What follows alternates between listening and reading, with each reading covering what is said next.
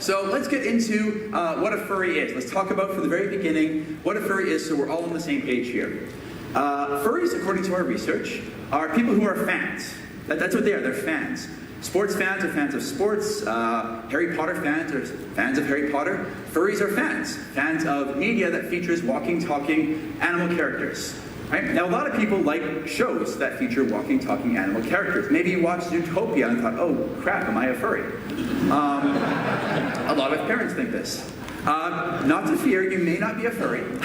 The idea is you like this stuff enough that you start to identify with it. You use this label to say, hey, I like it enough that you can understand me better by understanding my interest in furries. So I watch the occasional game of football. I wouldn't call myself a football fan because that doesn't accurately describe me. It wouldn't get across the right idea of my interests, the people I hang out with, what I spend money on. Furry does describe me because it does tell people what do I do on the weekends, what kind of people do I hang out with, what kind of media do I watch. So it's not just liking the stuff, but liking it enough that it's a part of who you are. That's what makes you a furry. So it is an identity, not just liking something. That's the definition that we use as social psychologists. So I said furries are fans of furry media. So what exactly is furry media? Is it just Disney? Well, yes, and a lot of other things as well. As it turns out, as you spend some time in this fandom or wander around the dealer's den, you realize that a lot of things count potentially as furry media. That's my favorite right now. It's on my lab coat. It's on the shirt that I'm wearing. Big fan of Night in the Woods. For realsies, go play it. Anyways, so furries like furry media, and in fact, our research suggests that furries find it particularly immersive, even more so than non-furry media.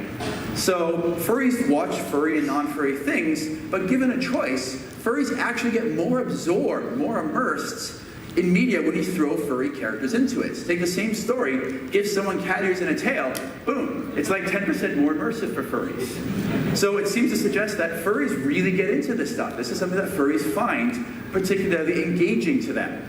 Right? It's more significant to them. Furries find furry media more relevant to their interests. It scratches that itch for them. So furries seem to be into this stuff. If you can't read this here, it's, oh, hey, cute. One day later, oh, damn it, I'm a furry. Right? This is sort of how it happens, right? You stumble across some furry media, and before you know it, you're down the rabbit hole. So, let's talk about one of the most universal parts of the furry identity, and that is the fursona. This is the animal-themed avatar representation that furries use to interact with other members of the fandom. This is this avatar for themselves. It's Boozy Badger, if people are familiar with Boozy. Yep, that is his fursona. That, of course, is my fursona. This is the avatar that I use when I'm interacting with other furries. And, of course, as you spend time in the fandom, you find progressively weirder and weirder. Sometimes much to our chagrin. So, yeah, as it turns out, most furries have a fursona. In fact, when you ask furries how many fursonas do you currently have, how many fursonas have you had in your entire life, the vast majority of furries, over 95%, say they've had at least one fursona. This is a nearly universal thing in the furry fandom, to create this character that represents you. We often get asked, do furries sort of switch fursonas on the fly? Do you decide, I'm a dog today, I'm a cat tomorrow, I'm a rabbit next week? Not really. When furries do change their fursonas, it tends to be in a slow, serial fashion, right? When you do change, you change sort of over months or years, you gradually shift between fursonas. There are furries, of course, who have multiple fursonas at once. That tends to be the exception more than the rule, though. And it kind of makes sense why, if you change your fursona, it tends to be in this slow, gradual way. It's because when you ask furries about their fursonas, they put a lot of thought into them. Right? Furries imbue their fursonas with a tremendous amount of their personality. And as it turns out, personality doesn't change very frequently. You don't go from being a total introvert to a total extrovert overnight. Right? This is something that changes over months or years. And so when we ask furries, to what extent is your fursona like you, personality-wise, furries overwhelmingly say that, yeah, it's my fursona is basically me, or very similar to me. So if you don't change much, your fursona won't change very much. This, by the way, for those of you who are unfamiliar, this is Violent J from the Insane Clown Posse, and that is his fursuit. Yeah. A very wonderful, you can look into it. It's actually a very touching, very wonderful story about a really awesome parent. So, so as it turns out, when you ask furries as well, they tend to say that their fursonas, in addition to allowing them to experience the world just a little bit differently from their day-to-day lives, it also allows them to represent their ideal self.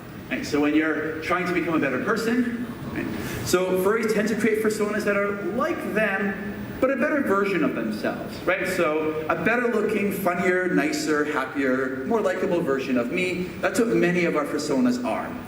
Very few furries say that my fursona means nothing to me, is something that's all the bad stuff about me. It can happen, but it's definitely the exception rather than the rule in those cases. So let's talk about fursona species. According to rap music, if you want to be cool, we should get an impala. So these Hispanics get an impala. So let's talk about the fursona species that you find in the furry fandom. The wolves consistently take it as the most popular fursona species out there. Foxes, also quite popular as it turns out. Dogs, dragons, big cats. I'm happy as a house cat because that's in there as well somewhere. Kaylee's a little less happy that rabbits aren't as popular as it turns out. When you look at the kinds of species that furries tend to pick, we often get asked, well, why do people pick the fursonas that they do? Do all the rabbits kind of have something in common? Do all the dogs have a certain thing in common? Not really. As it turns out, there's as many reasons to pick your fursona as there are furries, right? When you ask people why they pick the fursonas they do, sometimes it's influenced by things like media, right? So we're a culture that grows up with seeing foxes and dogs and wolves in the media that we consume. So it kind of makes sense that that's the sorts of species we see most represented in our fursonas. Moreover, a lot of us have first-hand experience with certain species. A lot of us have pet dogs or pet cats. Some of us have more than one or two pet cats.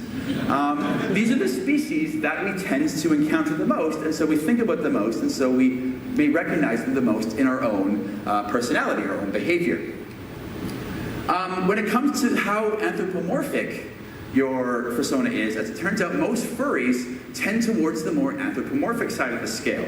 It's a little bit less common to have a fursona that's just a dog, right? Usually it's a dog that walks and talks and does human things, right? That's kind of what furry is, walking, talking, human-y sorts of animals. We tend to avoid going too far, where you have, if I can be a furry here, I can be a smoothie, this kind of weird-looking creepy fellow with a human suit. We tend to avoid going that extreme, but very often you find that fursonas tend to be imbued quite heavily with these human elements. Again, not everyone, but that tends to be the norm.